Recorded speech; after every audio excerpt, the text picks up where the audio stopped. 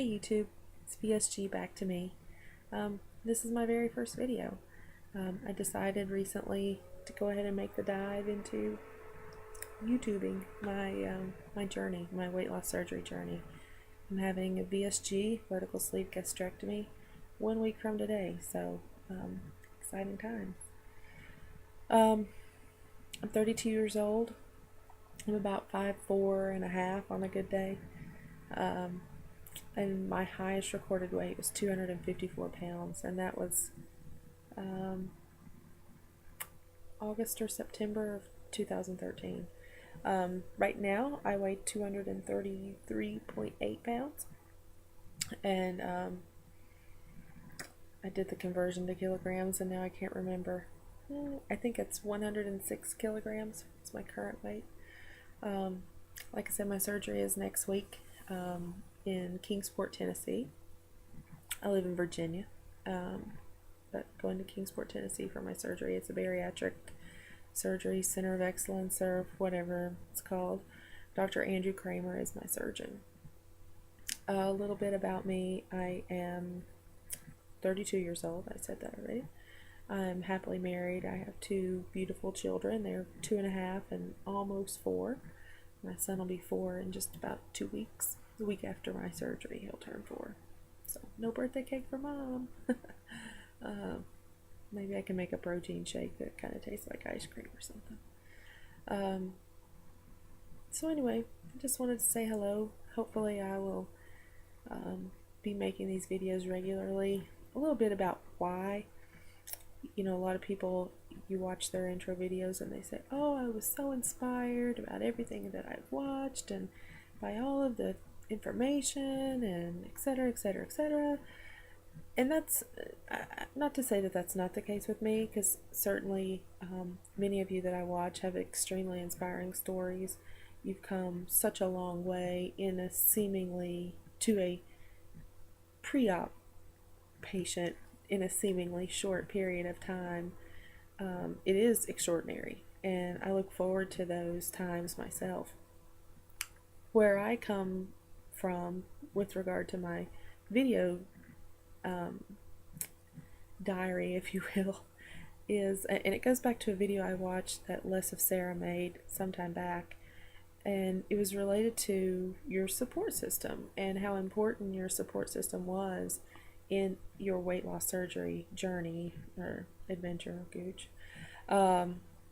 But what she said was essentially, if you don't have a strong support group personally, your friends, your family, you know, in your personal circle, your real life circle, create your own and do that however you see fit to do that, whether that's through and I'm, you know, expanding I guess on what she said, but whether that's through Facebook or YouTube or Twitter or whatever you do, create your own. You know, a lot of surgeons, my surgeon's practice has a support group. They meet monthly. It was required that I attend at least one of those support group sessions, which I did. I don't know that I'm going to go back to those. In the area in which I live, how do I say this nicely? My demographic is not really the demographic of people that are having weight loss surgery. They tend to be more middle-aged women, typically, grandmothers and that type of thing, and I take nothing from them. You know, it's a bold decision. Anybody who makes the decision to have weight loss surgery, it's a bold decision, and I support that. But their life, the things that they experience in their life on a day-to-day basis are totally different from mine. I'm a professional. I have a 8 to 5 day job, if you will, in a business environment, and I have 2 toddlers at home. I'm not,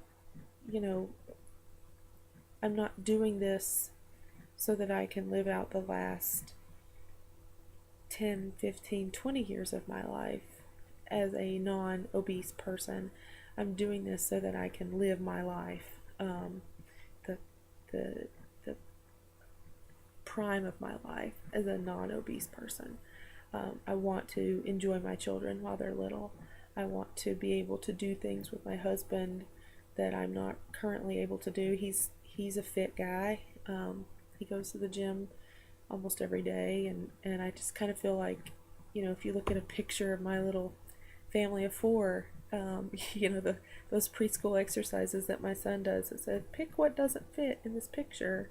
It would be the picture, this mom here, here's this obese woman with these two beautiful, healthy children, and this, fit husband, and here's the obese mom. And I just don't want to be that anymore. I am fortunate that I don't have any diagnosed comorbidities.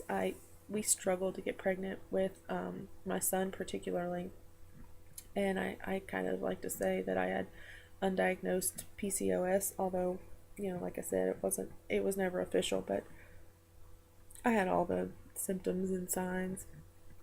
The last time I had an A1C panel blood work done, that it was just like a tenth of a point shy of being, I guess, pre-diabetic or diabetic, whatever you would call that, to the point that they would consider medication, metformin or something like that. I had gestational diabetes with one of my pregnancies, so that's something that I've always watched closely since that time. Excuse me. Because I know the chances of me developing diabetes later in life are higher after having gestational diabetes. So I've always watched that. My blood pressure has always been on the high, very high side of normal. So I really wanted to do something now before I was taking blood pressure medication and medication for diabetes or a pre-diabetic condition or whatever the case. So now's the time. I did go through the 6 months of medical weight management, whatever, my insurance requires that. Seems like most people, if your insurance does cover bariatric surgery, there is some sort of, whether it's 3 months or 6 months, mine was 6. I'll be honest though, if I'm being honest with you guys, I really didn't take that seriously. It was just kind of going through the motions. I went every month. My primary care doctor filled out a form. I told him I was doing all the right things. And I was changing my eating habits. I was not like all in seriously changing my eating habits. At the first of the year is when I really got serious about, I cut out any sort of beverage with a calorie. I don't drink beverages with calories anymore. Now, I am still drinking artificial sweeteners, and I hope to do better with that, but right now, the Kool-Aid and Crystal Lights and that sort of thing I live off of. Sugar-free Kool-Aid, the little squeeze things. But no Cokes, no Diet Cokes, no Starbucks, no coffee really, because I like cream and sugar in my coffee, and I just don't want to drink it black, so I don't drink it.